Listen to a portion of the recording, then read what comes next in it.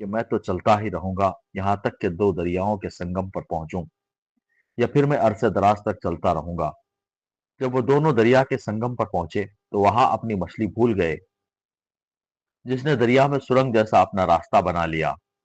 जब वो दोनों वहां से आगे बढ़े तो मूसा ने अपने नौजवान से कहा कि ला हमारा नाश्ता दे, हमें तो अपने इस सफर से सख्त तकलीफ उठानी पड़ी। उसने जवाब दिया कि क्या आपने देखा, जबकि हम पत्थर से टेक लगाकर आराम कर रहे थे, वहीं मैं मछली भूल गया था। दरअसल शैतान ही ने मुझे भुला दिया कि मैं आपसे इसका जिक्र करूं। इस मछली ने एक अनोखे तौर पर दरिया में अपना रास्ता कर लिया। मूसा ने कहा, यही था वो मुकाम जिसकी तलाश में हम थे। चुनाचे वहीं से अपने कदमों के निशान देखते देखते वापस लौटे।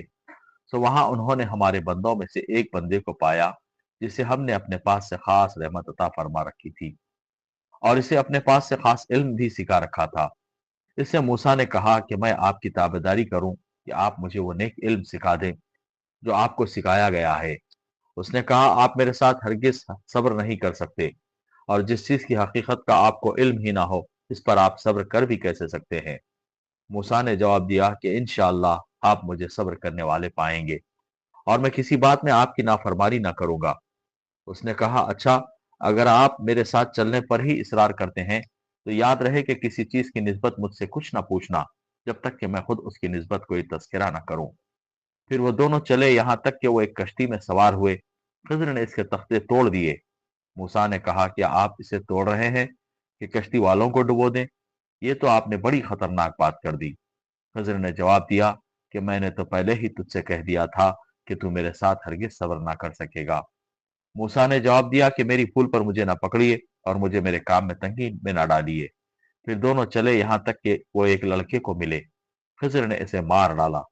मूसा ने कहा कि क्या आपने एक बेगुनाह की जान ली, और वो भी किसी के खून के बदले में नहीं? ये तो आपने बड़ी ही बेजा और नापसंदीदा हरकत की।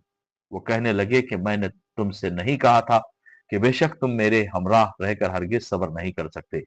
मूसा ने जवाब दिया, अगर आप इसके बाद मैं आपसे किसी चीज के बारे में सवाल करूं तो बेशक आप मुझे अपने साथ न रखना। यकीनन आप मेरी तरफ से हद उज्र को पहुंच चुके। फिर दोनों चले एक गांव वालों के पास। आकर इनसे खाना तलब किया। उन्होंने इनकी मेहमान नवाजी से साफ इनकार कर दिया। बस दोनों ने वहां एक दीवार पाई जो गिरना ही चाहती थी। उसने इसे ठीक और दुरुस्त कर दिया। मूसा कहने लगे, अगर आप चाहते तो इस पर उजरत ले लेते।